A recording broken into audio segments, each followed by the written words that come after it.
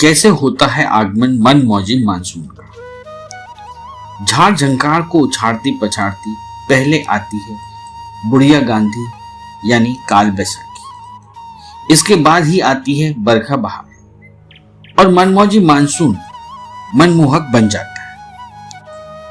वह कभी थमकर बरसता है तो कभी जमकर।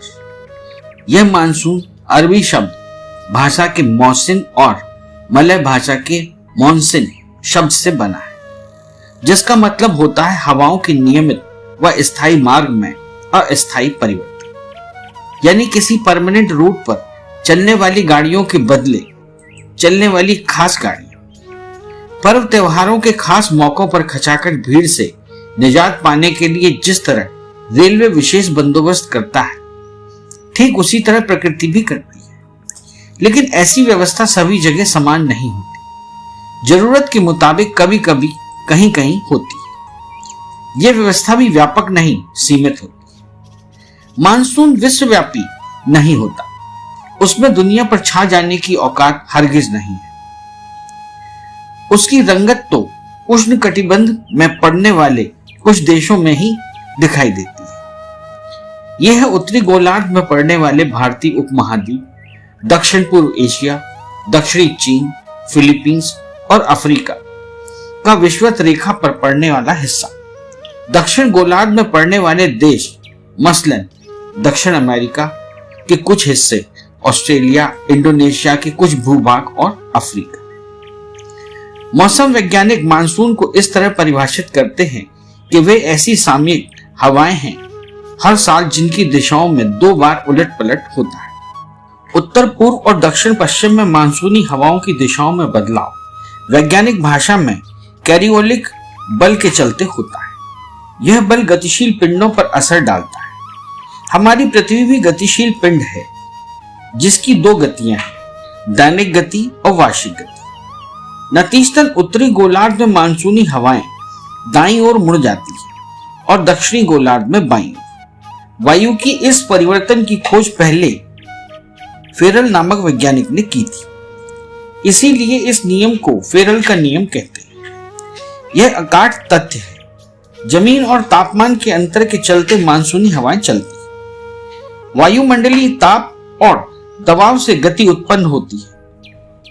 द्रव की तरह वायु का भी व्यवहार होता है, यानी उच्च भार से निम्न भार की ओर बहना। प्रकृति के इस नियम को वाइस वेल्स लॉ कहते हैं। धरती पर वायु का भार भी कई पेटियों में ग्लोब के 80 डिग्री से 85 डिग्री उत्तरी और दक्षिणी अक्षांश में अधिक वायु भार होने के कारण विषुवत रेखा की ओर हवा बहने लगती है। प्रकृति को खाली जगह से जैसे खास चिढ़ है और वह उसे देखते ही भरने के लिए कमर कसकर झटपट तैयार हो जाती है। मानसून का जन्म विशुद्ध जलवायु वैज्ञानिक घटना है। यह 7 समुद्रों के उस पार से नहीं आता, बल्कि हिंद महासागर से इसका जन्म होता है। आगे अरब सागर और बंगाल की खाड़ी से भी ये मानसूनी हवाएं नमी ग्रहण करती हैं। मानसून का मतलब वर्षा ऋतु ही होता है, यानी जिन प्रदेशों में ऋतु बदलते ही हवा की प्रकृति और दिशा बदल जाती है, वे सारे प्रदेश मानसूनी जलवायु के प्रदेश कहे जाते हैं। सवाल है कि रुख और प्रवृत्ति का बदलाव कैसे होता है। अपने देश में जाड़े में स्थल से जल की ओर यानी भारत से हिंद महासागर की ओर हवाएं चलती हैं, और गर्मियों में ठीक इसके विपरीत यानी हिंद महासागर से भारत की ओर।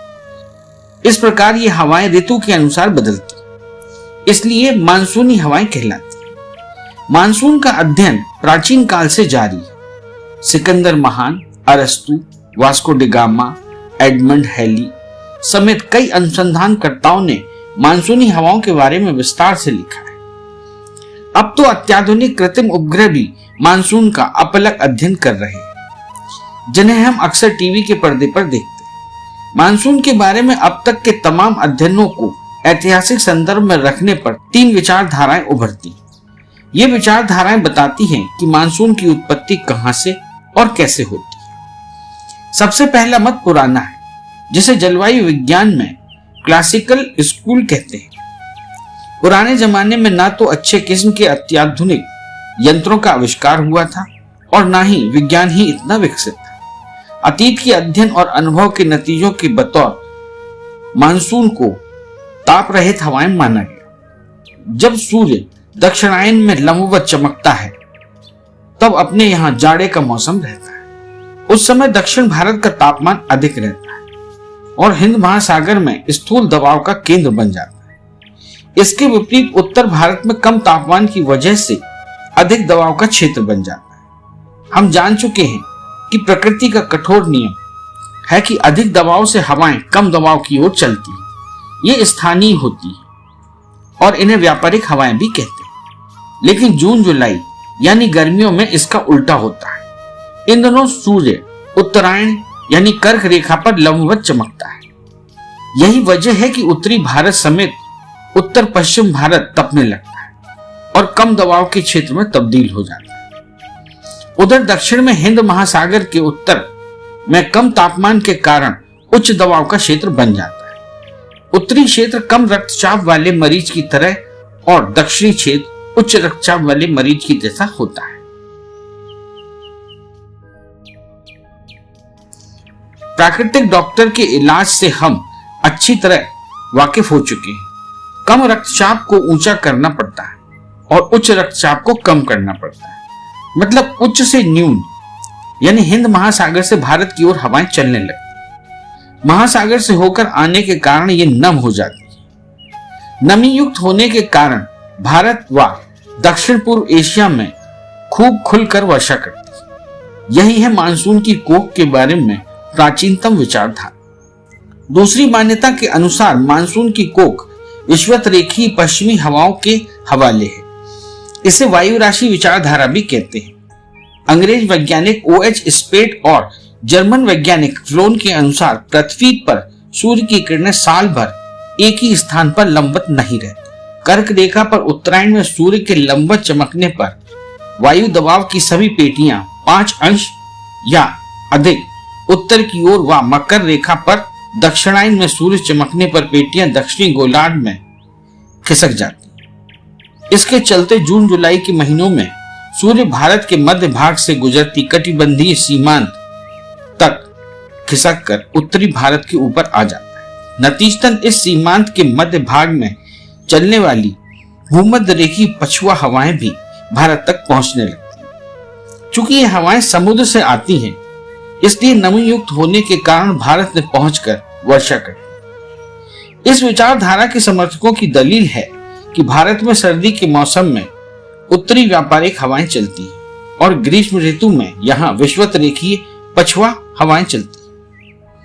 आधुनिक विचारधारा मानसून की तीसरी कोख मानी जाती है। इस विचारधारा के समर्थक MT mean, S Ratna, Raman पाठ सारथी और रामनाथन जैसे मशहूर मौसम विशेषज्ञ। इनकी मान्यता है कि भारतीय मानसून दक्षिणी गोलार्ध में बहने वाली व्यापारिक हवाएं हैं जो जेट वायुधारा के बिछोव से नियंत्रित होती है। हिमालय के ऊपर वायुमंडल की ऊपरी परतों में यह वायुधारा बहती है। पर्वतराज हिमालय ने ही भारत को रेगिस्तान होने से बचा लिया है। यदि वे अडिग अचल नहीं रहते तो मानसून की भरपूर वर्षा नहीं हो पाती। हिमालय भौतिक अवरोध की दीवार ही नहीं खड़ी करता बल्कि दो भिन्न जलवायु वाले भूभाग को अलग अलग भी रखता है। इसलिए कह सकते हैं कि महाकवि कालिदास से लेकर दिनकर तक ने हिमालय की वंदना बेवजह नहीं की है। साकार दिव्य गौरव विराट पौरुष के पूंजी भूत ज्वाल, मेरी जननी के हिम किरीट, मेरे भारत के दिव्य भाल, मेरे नागपति मेरे विशाल।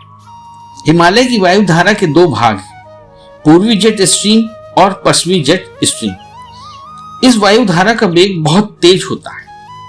इसके नामकरण का इतिहास भी दुखद दुर्घटना के साथ जुड़ा हुआ है। जब नागासाकी और हिरोशिमा पर एटम बम गिराने अमेरिकी पायलट जा रहे थे तो हिमालय के ऊपर से उड़ते वक्त उनके जेट की गति एकदम कम हो गई और बम डालकर लौटते समय कई गुना अधिक बढ़ गई। कुछ समय के लिए जेट वायुयान बेकाबू हो गया, लेकिन इस वायुधारा से बाहर निकलते ही जेट फिर से पहले की तरह हो गया। इसी के बाद इस वायुधारा के वैज्ञानिक अध्ययन के बाद सबसे पहले जेट से पाला पड़ने के कारण इसका नामकरण जेट वायुधारा हो गया।